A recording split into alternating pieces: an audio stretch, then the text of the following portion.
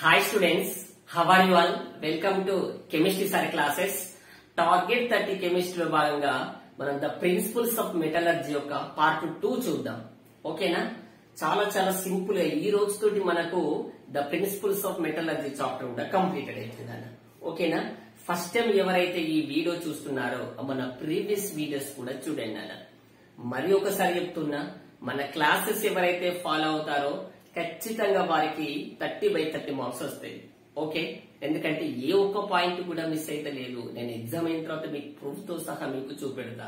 Okay, so let's start the class నాన్న. First మనకు metallurgy chapter లో మనకు 3 టైప్స్ చెప్పిన. ఏం చేయాలన్నా, మనకు ఒక మెటల్ కావాలంటే మనం ఫస్ట్ దానికి సంబంధించిన ఓర్స్ ఉంటాయి. ఫస్ట్ ఏం చేయాలి, ఓర్స్ ను ఏం చేయాలి, డ్రెస్సింగ్ చేస్తాం. మనం ఆల్రెడీ పార్ట్ 1 లో కంప్లీట్ అయింది. ఎలా ఉంటే మనకు 4 టైప్స్ ఉంటాయి. ఆల్రెడీ మీకు చెప్పిన డ్రెస్సింగ్ ఆఫ్ ఓర్స్ లో 4 టైప్స్ ఏమేమి ఉంటాయి. వాషింగ్ ఉంటది, హ్యాండ్ పికింగ్ ఉంటది, అండ్ 4th ఫ్లోటేషన్ ఉంటది. నెక్స్ట్ ఏంటంటే మ్యాగ్నెటిక్ సపరేషన్. అది కంప్లీటెడ్ అయింది. ఎప్పుడైతే మనం ఒక ఓర్స్ ను ప్యూర్ ఏం చేసినామో, డ్రెస్సింగ్ చేసినామో, నెక్స్ట్ ఏం చేయాలన్నా ఆ ఓర్స్ నుండి మన మెటల్ ను ఎక్స్ట్రాక్ట్ చేయాలి. అది ఈ రోజు చూద్దాం. సెకండ్ వన్ ఏంటిదన్నా, ఎక్స్ట్రాక్ట్ మెటల్స్ ఫ్రమ్ ద ఓర్స్.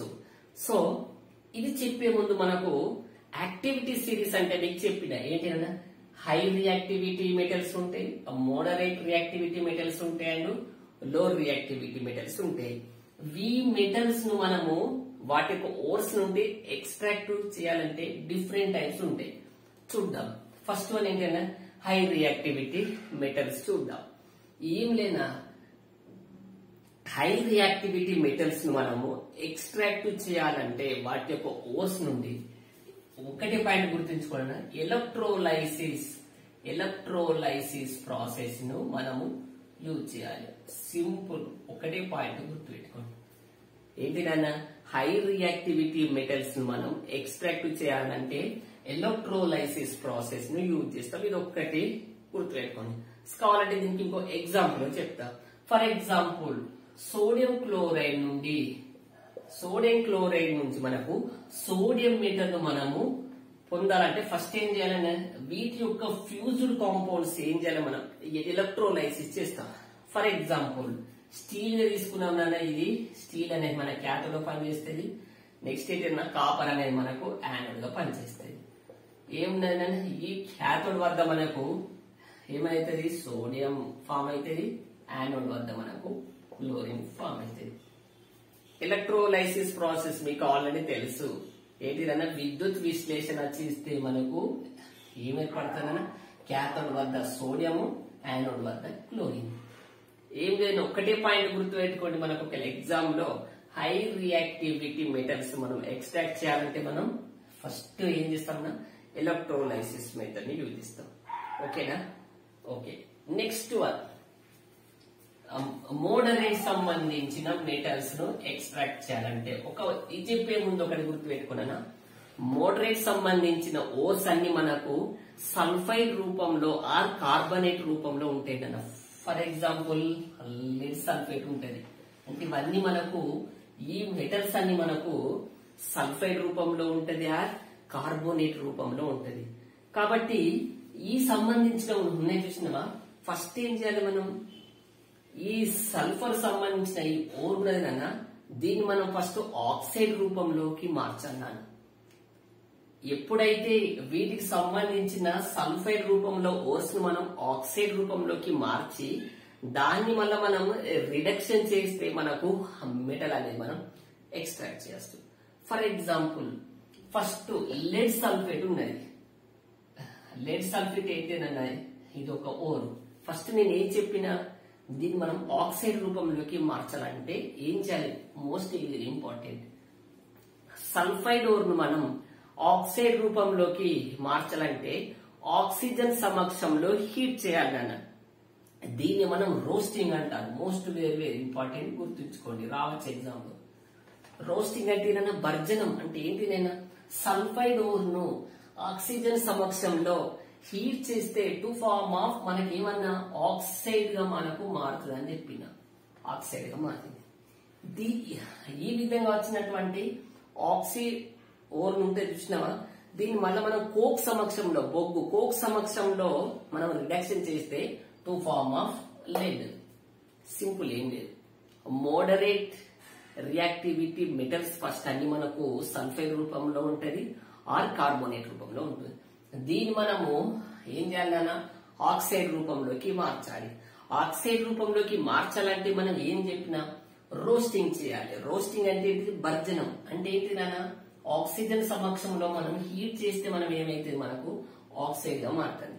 దీన్ని మనం ప్లస్ కోక్ తోటి అంటే బొగ్గుతోటి హీట్ చేస్తే to form of lead form అవుతుంది, ఏదైనా మెటల్ ఫార్మ్ అవుతుంది, ప్లస్ కార్బన్ మోనాక్సైడ్. సింపుల్, ఓకేనా?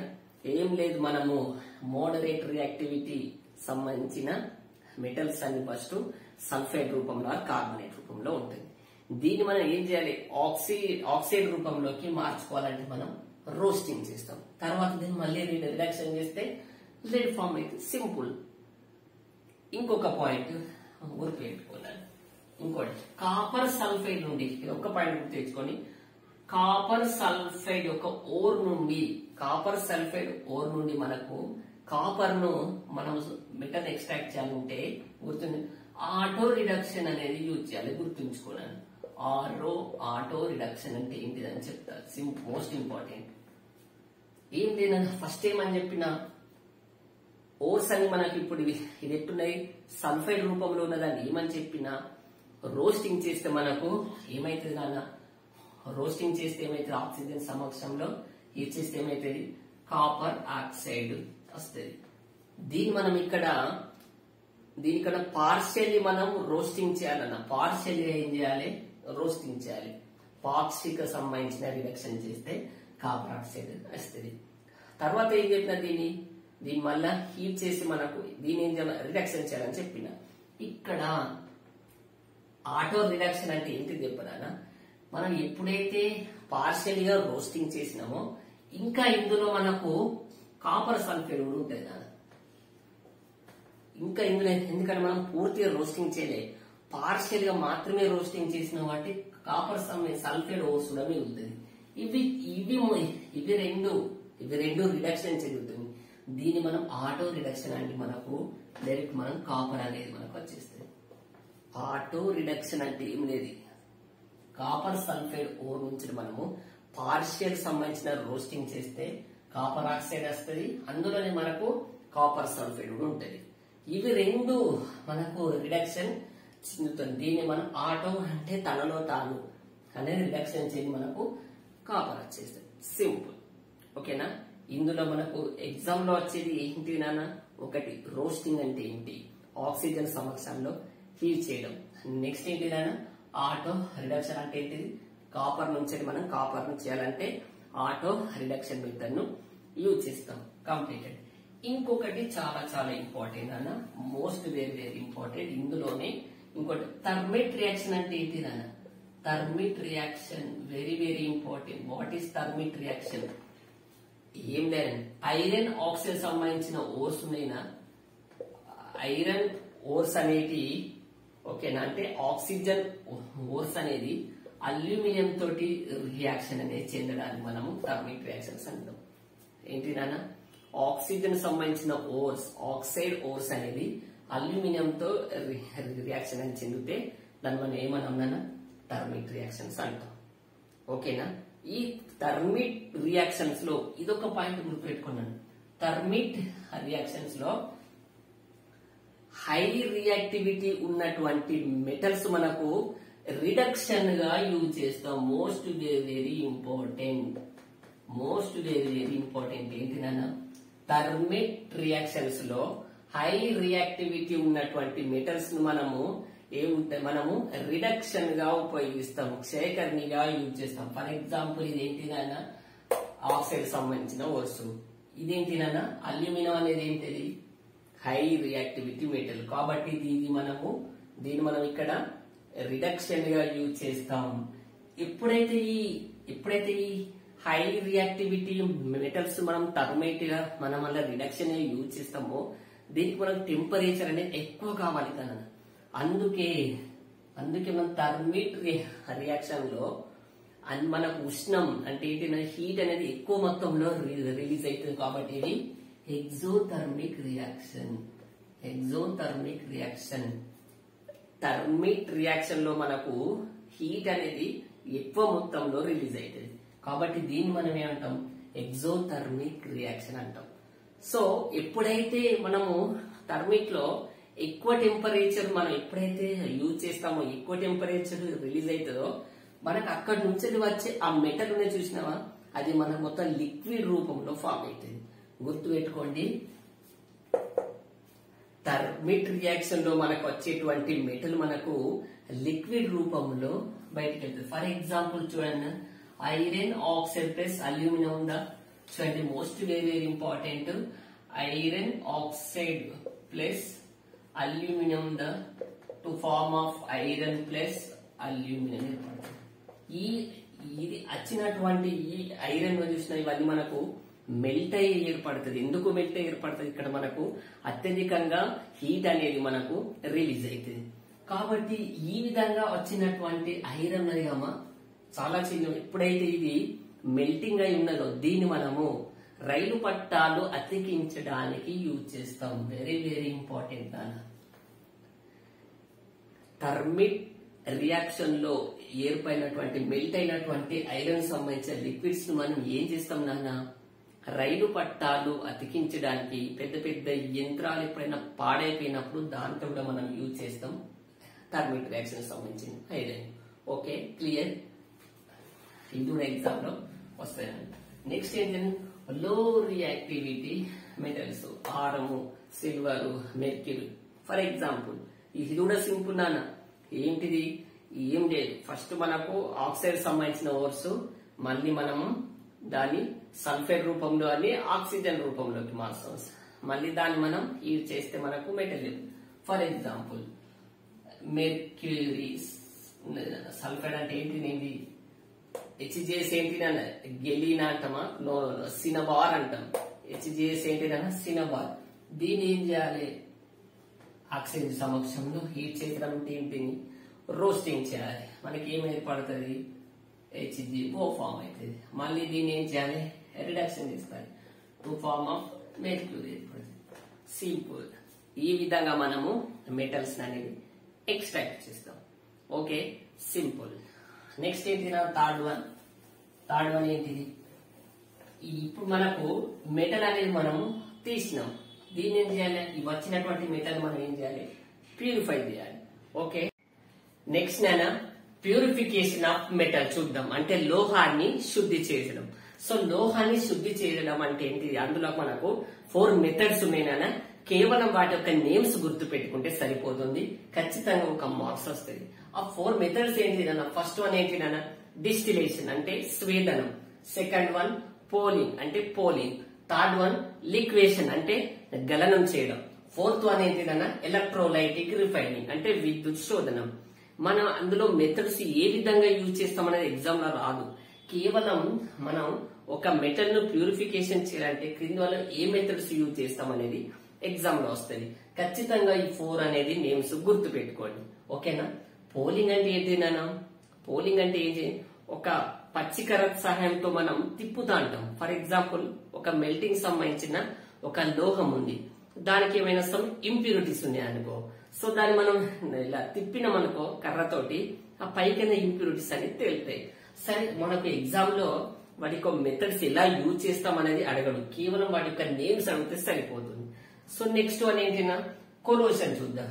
సార్ వాట్ ఈస్ కొరోషన్, లోహ క్షయం అంటే ఏంటి నాన్న మీకు తెలుసు, రస్టింగ్ ఆఫ్ ఐరన్ గాని, ఓకేనా, టార్నిషింగ్ ఆఫ్ సిల్వర్ కానీ, కాపర్ కి ఏదన్నా గ్రీన్ కలర్ లేయర్ కానీ, ఇవన్నీ ఏర్పడటాన్ని మనం కొరోషన్ అంటాం. ఓకేనా. సో మరి సార్ మరి దీనివల్ల మన నష్టం ఏంటి నాన్న, చాలా చాలా నష్టం ఉంటది. రస్టింగ్ ఆఫ్ ఐరన్, ఐరన్ అని తుప్పు పడడం వల్ల మనం కొన్ని వంతెలు కూడా కూలిపోతాయి. సరే మరి వీటి నుంచి మన రక్షణ పొందాలంటే ఏం సార్ అంటే ప్రివెన్షన్ ఆఫ్ కొరోషన్.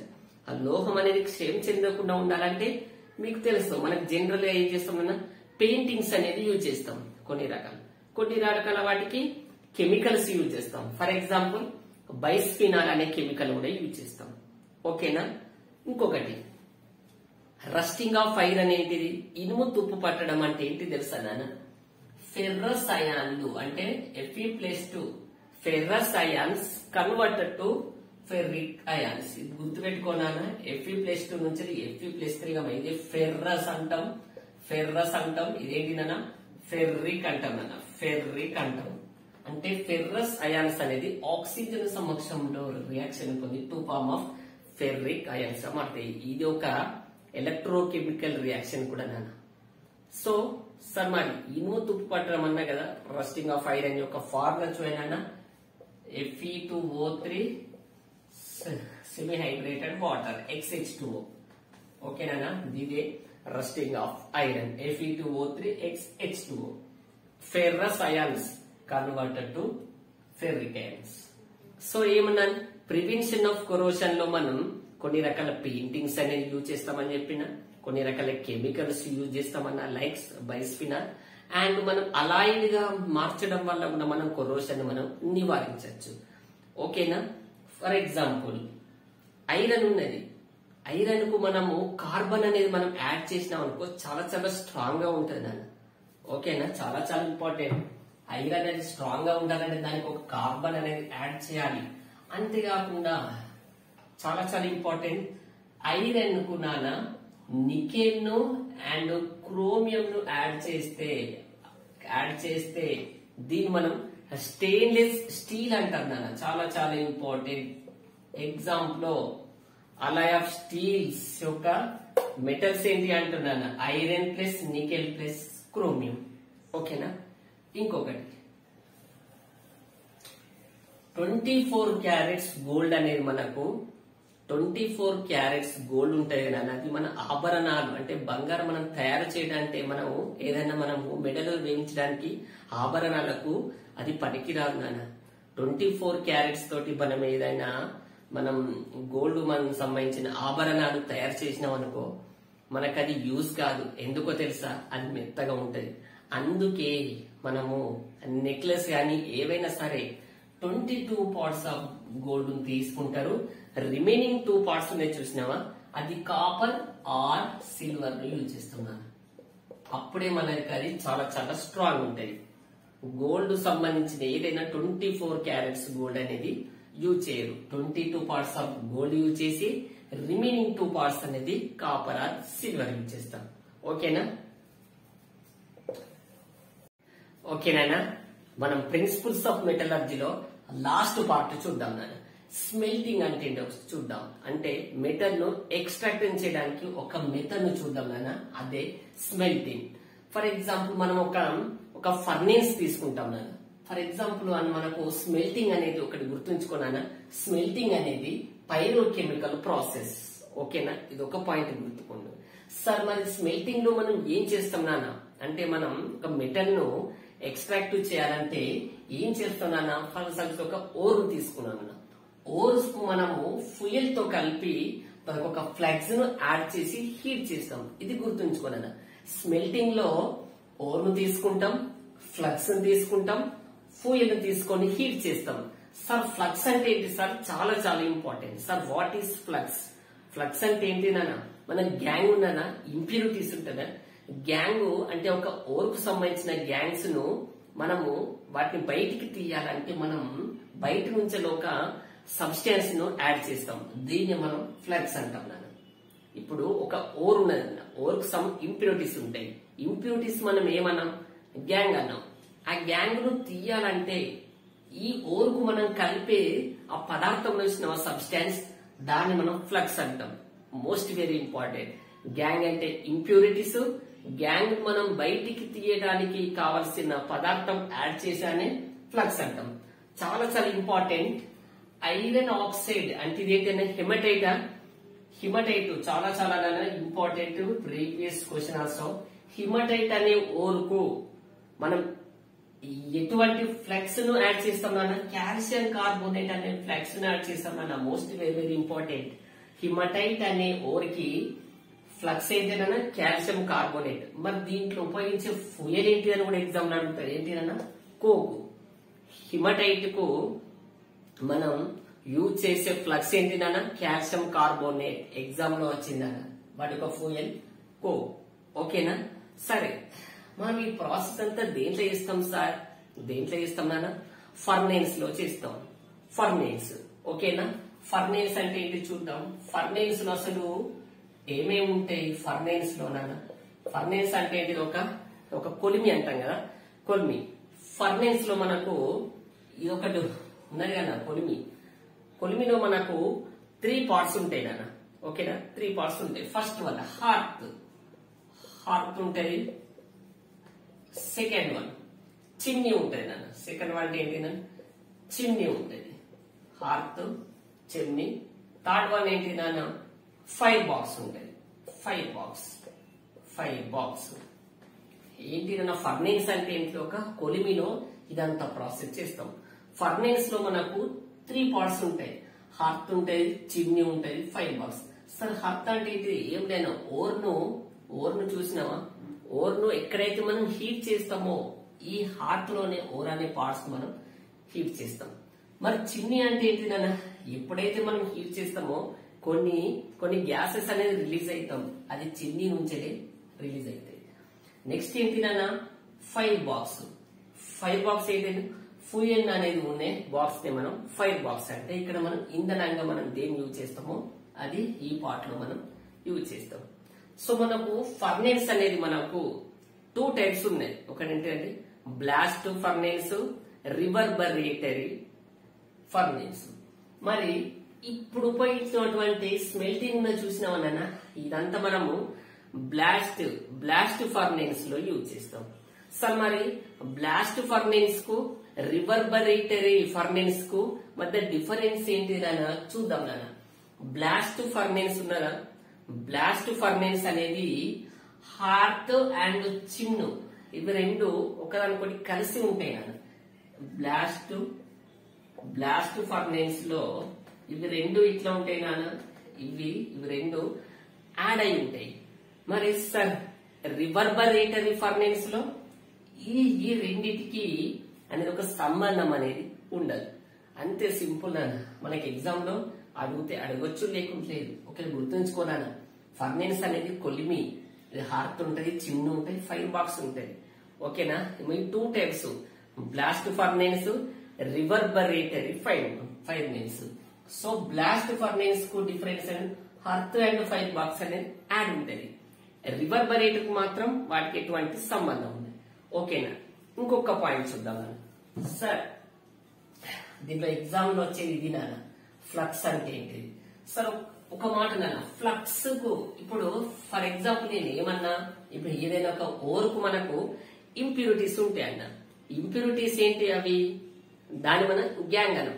దాన్ని మనం బయటికి తీయడానికి బయటి పదార్థం ఫ్లక్స్ ని యాడ్ చేస్తున్నాం. ఫర్ ఎగ్జాంపుల్ ఇంప్యూరిటీస్ అంటే ఏంటి నాన్న? గాంగ్ అని తెలుసు. ఇంప్యూరిటీస్ అయితే ఒకవేళ అసిడిక్ ఉన్నదని అనుకోనన్నా, ఓర్కు ఉన్నటువంటి ఇంప్యూరిటీస్ అసిడిక్ అయితే మనం బయట నుంచి కలిపే ఫ్లక్స్ అనేది బేసిక్ అనేది యాడ్ చేస్తాం మనం. బేసిక్ యాడ్ చేస్తాం. ఫర్ ఎగ్జాంపుల్ గ్యాంగ్ అనేది సిలికాన్ డైఆక్సైడ్ ఉంది అసిడిక్, ఇక్కడ ఏం చేస్తాను? కాల్షియం ఆక్సైడ్ బేసిక్ యాడ్ చేస్తాం. ఫర్ ఎగ్జాంపుల్ గ్యాంగ్ అనేది ఇంప్యూరిటీ అనేది బేసిక్ ఉన్నది అనుకో నేచర్, దీనికి కలిపే ఫ్లక్స్ అనేది మనం అసిడిక్ అనేది యాడ్ చేస్తాం. ఇది ఒకటి గుర్తుంచుకోండి. ఓకేనా? నెక్స్ట్ నాన్న సార్ రోస్టింగ్ అంటే ఏంటిది? మీకు ఆల్రెడీ తెలుసు నాన్న. ఏంటి నాన్న రోస్టింగ్ అంటే ఏంటిది? రోస్టింగ్ అంటే ఏంటి నాన్న? రోస్టింగ్ ఏదైనా ఒక ఓర్ను మనం ఆక్సిజన్ గాలి సమక్షంలో హీట్ చేయడాన్ని మనం రోస్టింగ్ అంటాం అన్న. చాలా చాలా ఇంపార్టెంట్. ఏదైనా ఒక ఓర్ను మనం ఏంటిదన్నా ఆక్సిజన్ సమక్షంలో హీట్ చేయడాన్ని మనం ఏమంటాం? రోస్టింగ్ అంటాం. మరి సార్ వాట్ ఈస్ క్యాల్సినేషన్? చాలా చాలా ఇంపార్టెంట్. క్యాల్సినేషన్ అంటే ఏంటిదన్నా? ఏం లేదన్నా, ఏదైనా ఒక ఓర్ ఉంటది కదా, ఓర్ను ఆక్సిజన్ లేకుండా అంటే వితౌట్ ఆక్సిజన్, వితౌట్ ఎయిర్ సమక్షంలో హీట్ చేస్తే మనం దాన్ని క్యాల్సినేషన్ అంటాం. చాలా చాలా ఇంపార్టెంట్. రెండింటి మధ్య డిఫరెన్స్ అనేది గుర్తుంచుకోండి. రోస్టింగ్ అంటే with air or with oxygen, calcination అంటే without air or without oxygen. ఇక ఫ్లక్స్ అంటే మీకు తెలుసునా ఏంటి అన్న? ఇంప్యూరిటీస్ ని మనం రిమూవ్ చేయడానికి బయట మన ఒక సబ్స్టాన్స్ ను యాడ్ చేసేదాన్ని ఫ్లక్స్ అంట. ఓకేనా? దీంతో మనకు the principles of metallurgy chapter completed అయింది. ఓకేనా? నెక్స్ట్ చాప్టర్ లో మళ్ళీ కలుద్దాం. ఓకే, ఈ వీడియో కనుక మీకు నచ్చినట్లయితే లైక్ చేయండి, షేర్ చేయండి, కామెంట్ చేయండి, మీ ఫ్రెండ్స్ అందరికి ఖచ్చితంగా ఫార్వర్డ్ చేయండి. ఓకేనా? మంచి కంటెంట్ తో మళ్ళీ కలుద్దాం. జై హింద్.